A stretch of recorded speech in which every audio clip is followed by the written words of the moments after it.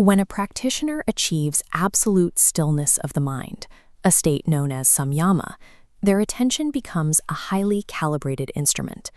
When directed toward the universe, this focus produces specific, measurable knowledge. Patanjali writes in Sutra 326 that directing Samyama toward the sun yields comprehensive knowledge of the solar system.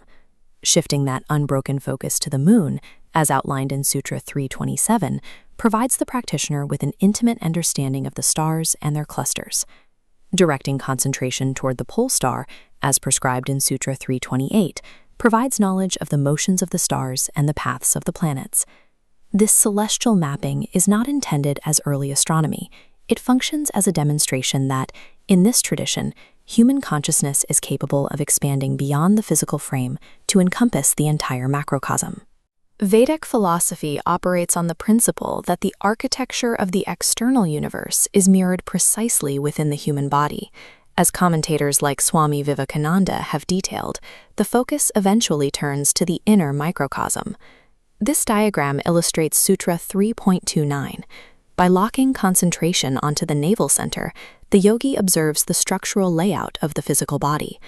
Moving up, Sutra 3.30 states, focusing on the throat hollow suppresses biological drives of hunger and thirst. Directing focus deeper toward the Kurma Nadi grants the yogi absolute physical and psychic steadiness. These biological attainments are the prerequisites for the next stage of practice, navigating the subtle architecture of the mind itself. To navigate those currents, the yogi applies Samyama to the heart. Sutra 3.35 explains that this focus grants thorough insight into the emotional and mental energies driving the mind. These practices have been maintained through lineages of masters like T. Krishnamacharya, who regarded physical control of the subtle body as an essential foundation.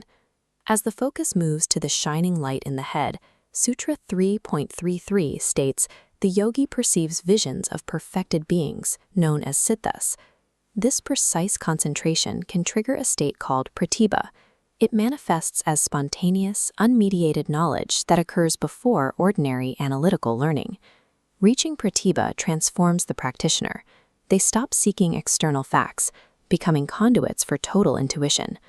This leads to the highest point of philosophical realization, understanding the duality of existence according to the Sankhya system. This diagram represents two commonly confused entities.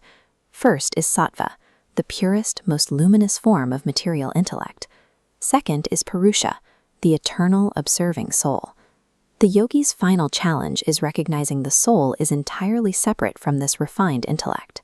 As this text explains, the chitti shakti, or power of consciousness, is not a quality of the mind, but remains absolute and free of mutation. Realizing that you are the witnessing soul and not the powerful intellect is the final gateway to enlightenment.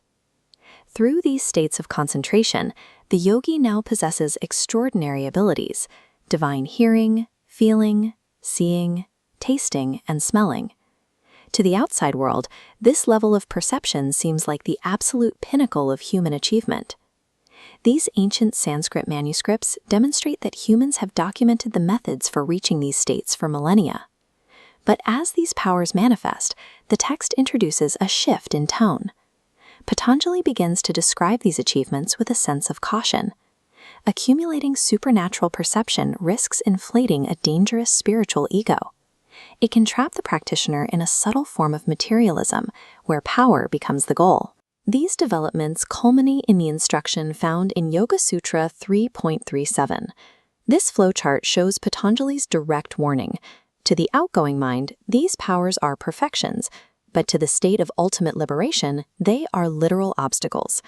Vyasa's commentary clarifies that because these powers are still experiences, they fundamentally belong to nature, not to the soul. True spirituality requires humility to walk away from these divine successes.